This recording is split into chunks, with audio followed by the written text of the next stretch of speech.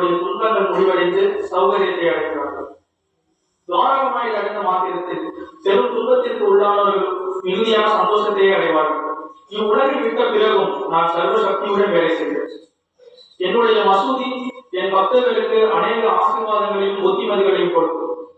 என்னுடைய பூத உடல் என் மசூதியில் இருந்து பேசும். என்னுடைய மசூதியில் இருந்து கொண்டே நான் மிகவும் சுறுசுறுப்பாகவும் தீவிரமாகவும் இருக்கிறேன். என்னிடம் வருபவர்களுக்கும் என்னையே தஞ்சமாக அடைபவர்களுக்கும் என் உபதேசத்திற்காகவும் என்னிடம் தீவிர நம்பிக்கை உள்ளவர்களுக்கும் நான் எப்பொழுதும் அவைகளை அளித்துக் கொண்டே இருக்கிறேன்.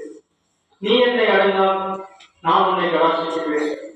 நீ என்னிடத்தில் உன் சுமைகளை கொடுத்தால் அந்த சுமைகளின் பாரங்களை நிச்சயமாக நான் அதை தாங்குவேன். நீ என் உபதேசத்திற்காகவும் உதவிக்காகவும் என்னை அடைந்தால் அவைகளை உடனே நான் உனக்கு கொடுப்பேன். என்னுடைய பக்தர்களுடைய வீட்டில் ஒருபோதும் தேவை என்பதே இருக்காது, தேவை என்பதே இருக்காது.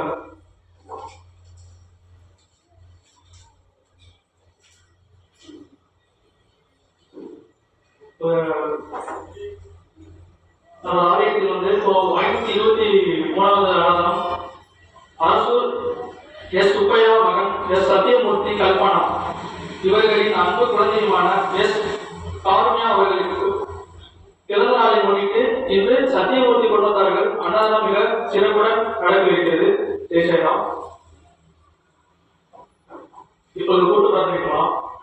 சீரடி அபூர்வமகா சாய்பாபா ஞான மையத்தில் எழுந்தருளி அருள்பாலிக்கும் அபூர்வமகா சாய்பாபா அவர்களே, உங்கள் பொன்னான திருவடிகளை வணங்கி வரும் உங்களுடைய பக்தர்களாகிய எங்களுக்கு எல்லா நலமும் வளமும் பெற அருளாசி செய்வீராக.